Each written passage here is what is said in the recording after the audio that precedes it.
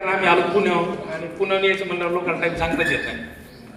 बऱ्याचदा असं होतं की ट्रॅफिक असते आणि मी लय भंगार ड्रायव्हर आहे, त्याच्यामुळे मी गाडी दमादमाने चालवत असतो आणि त्यांनी लेट झाला. त्याच्यात फोन चालू होते आणि शेखरला म्हणलं होतं कार्यक्रमाला येणं होईल का नाही मला सांगता येत नाही, कारण की आम्ही द्विधा मनस्थितीत होतो गेल्या महिन्याभरापासून. आत्ता सरांनी उल्लेख केला मगाशी भाषणामध्ये, संजय राऊतांचं पुस्तक प्रकाशित केलं मी, नरकातला स्वर्ग, आणि गेल्या 1 महिन्याभरापासून आमचं त्याही पुस्तकाचं इंग्लिशमध्ये पुस्तक प्रकाशन दिल्लीत करायचं, त्याचा कार्यक्रम काही ठरत नव्हता आणि त्याची डेट ठरत नव्हती. ती डेट ठरणार होती अरविंद केजरीवाल, राहुल गांधी यांच्यानुसार ठरणार होती आणि ती डेट गेल्या आठवड्यात फायनल झाली आणि ती नेमकी 14 नाही म्हणून मला आनंद झाला.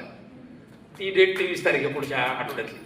तर पुढच्या आठवड्यात तसाही दिल्लीत फार मोठा कार्यक्रम आहे आणि आत्ता मला मुंबईला जायचं होतं. सकाळी राऊतांचा काल रात्री फोन आला, अरे शरद म्हणले सकाळी लवकर या, आपल्याला जरा नियोजन करायचं दिल्लीचं. मी म्हणलं सर सकाळी एक कार्यक्रम म्हणलं कुणाच कार्यक्रम, म्हणलं पुस्तक प्रकाशन. अरे म्हणले जाऊ दे, हे लय इम्पॉर्टंट आहे. अरे म्हणलं सर ते बी लय इम्पॉर्टंट आहे. म्हणले असं काय लिहिलंय त्या पोराने.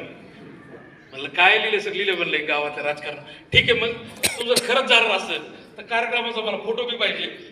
आत्ताच मला मेसेज आहे की कार्यक्रमात आहेस का, त्यांना बघायचे की खरंच कार्यक्रमात आहे, म्हणजे फोटो पाहिजे मला, म्हणजे ते पुस्तक वाचायला मला घेऊन ये. तर मी संध्याकाळी शेखर तुला त्यांच्यासोबतचा फोटो देणार आहे आणि राऊत तुला आणि बऱ्याच जणांनी माझं कौतुक केलं. मला असं जड झालं होतं ना, काय होतं कशामुळे माहिती का, एखाद्या माणसाला संपवायचं तसं लय कौतुक करा, ते ऑटोमॅटिक संपून जातं आणि जे नाही आलं पाण्यात ते आलं माझ्या खाण्यात. आणि आता बऱ्याचदा असं वाटतं की अरे लोक कौतुक करत ऐकून घ्यायचं. त्या मॅडमने एवढं कौतुक केलं आता माझ्या. आमचे गणेश आमचे मित्र आहेत, त्यांनी कौतुक केलं, शेखरही कौतुक केलं, म्हणून अशी भीती वाटायला लागली मला लय कार्यक्रमात जायचं नाही. पण एक की लेखन चालवून लिहिलं तर लोक त्याचं कौतुक करतील, हे सगळ्यात मोठं महाराष्ट्राचं यश. नाहीतर कुणाचं कौतुक होतं, नॉर्मली नेत्यांचं कौतुक होतं, खेळाचं कौतुक होतं, असं आमच्या मराठवाड्यात. आणि वाचन तर नाही प्रॉपर बीडचा आहे. बीडचा मला बोलू नका, आमची एवढे माणसं चांगली आहेत.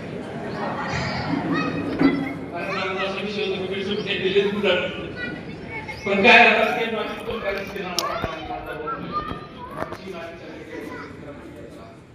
पण बीडमध्ये असतात माझे कुटुंब काय असतात, मी पाहिजे माणसं, मी माझा अनुभव आणि माझ्या आजूबाजूला माझं तुझं तुझ्या आजूबाजूला यायचं, कारण मला म्हणते बीड जरा बाजू पडायला